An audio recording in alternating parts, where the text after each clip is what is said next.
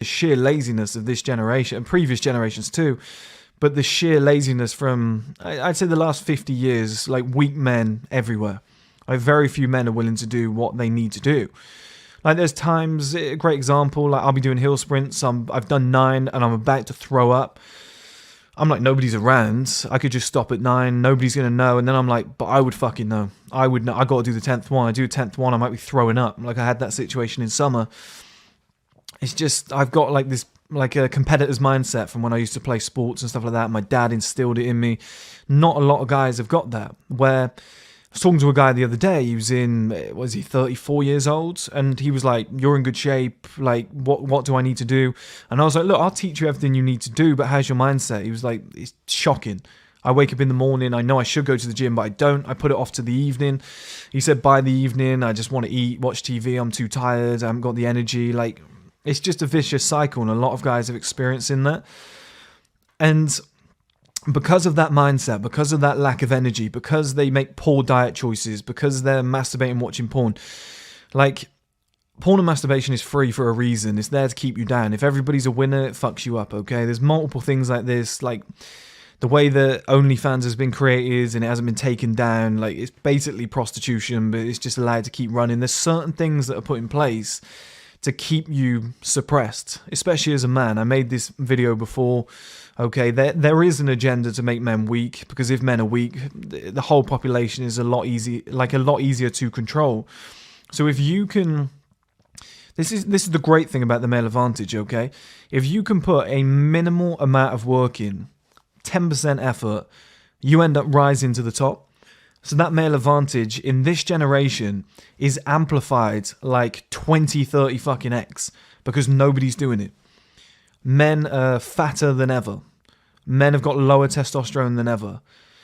Erectile dysfunction, higher rate than ever. You know, infertility, higher rates than ever. Low quality sperm, higher rates than ever. Okay, how much we're watching TV, how much we're playing games, higher rate than ever. It doesn't, like, even going bald is like a higher rate than ever, because everyone's living terrible lifestyles. You know, some people's high testosterone, for some people it's hormone imbalance with high estrogen for some men. That's like 90% of bald men at the moment. And like a lot of things are being fucked up in male life. And your competition pool is lower than ever. But here's where it really takes over, okay, with the male advantage. Is men are valued highly on their success. They're valued highly on their assets and maturity, like things that make a man, okay? Ability to provide, you know, the king, the alpha, the kind of cemented figure, the fatherhead, whatever you want to call it. We're valued on a lot more of that shit than we are like our looks. It matters, but I'd say for men, like, body means more than face, okay? Once you get past like 22 years old. For women, it might be the other way around, depends on what a guy's into. But we have a different rule set, okay? So with that being said, why would women want guys who are under 28 years old, who haven't got money, who don't have assets, who haven't put their life together yet, who are immature, who, you know, aren't that good in bed compared to a guy who's in his 30s with a ton of experience? Like, it's quite difficult, okay, to find that attractive.